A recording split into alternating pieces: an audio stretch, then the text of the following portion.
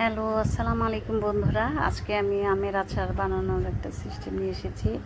আজকে আমি টক মিষ্টি আমের আচার বানাবো। তো সরিষার তেল আগে পাতিলে দিয়ে নিয়েছিলাম। এখানে পাঁচফোড়ন দিয়ে নিচ্ছি, একটা প্লেটে একটু পাঁচফোড়ন দিচ্ছি, কারণ বেশি দিতে গেলে, সরাসরি দিতে গেলে অনেকগুলো পড়ে যাবে, সেজন্য প্লেটে পরিমাণ মতো পাঁচফোড়ন নিয়ে নিলাম। এখানে রসুন ব্লেন্ড করা ছিল ফ্রিজে, সেখান থেকে একটু ব্লেন্ড করা রসুন আমি নিয়ে নিচ্ছি। কেন অনেক সময় কুচি রসুন দিয়ে আমরা, কিন্তু আজকে সময় নিয়ে এত যে আমি রসুন বাটবো, সে কুচি করবো, সেই জন্য আমি একটু বাটা রসুন ছিল, সেখান থেকে 2 চামচ বাটা রসুন দিয়ে দিলাম। আর এখানে দিব হচ্ছে সরিষা, সাদা সরিষা আমি ব্লেন্ড করে রেখেছি। এই সাদা সরিষা দিব এই আচারের মধ্যে। তো এই ব্লেন্ড করা সরিষা বাটা আছে, এখান থেকে সরিষা বাটা নিয়ে নিলাম যতটুকু লাগে আচারের জন্য। যেহেতু 3 কেজির পরিমাণ আচার করছি, সেখানে যতটুকু পরিমাণ সেই পরিমাণ মতো একটু সরিষা বাটা নিয়ে নিচ্ছি, সাদা সরিষা বাটা। তো এখন আমার রান্না শুরু হয়ে যাবে, আচার রান্না। তো আচার রান্নার জন্য এই আমগুলো আগে কেটে ধুয়ে এবং একটু শুকিয়ে রেখেছি। শুকিয়ে রাখাতে একটু লাল লাল হয়ে গেছে।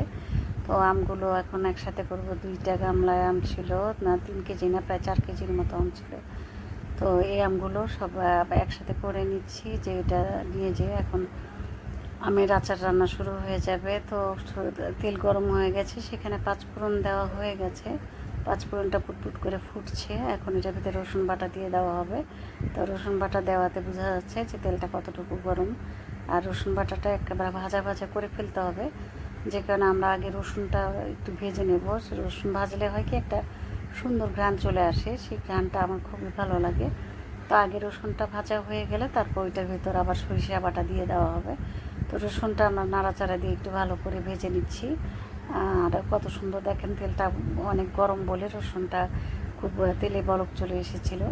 তো এইভাবে আমরা ভালো করে রসুনটা ভেজে নিয়ে এরপরে আমরা সরিষা বাটা দিয়ে দেবো। এখানে পরিমাণ মতো সরিষা বাটা নিয়েছিলাম প্লেটে, যতটুকু সবটুকু সরিষা বাটা আমি এই তেলের মধ্যে দিয়ে দেবো।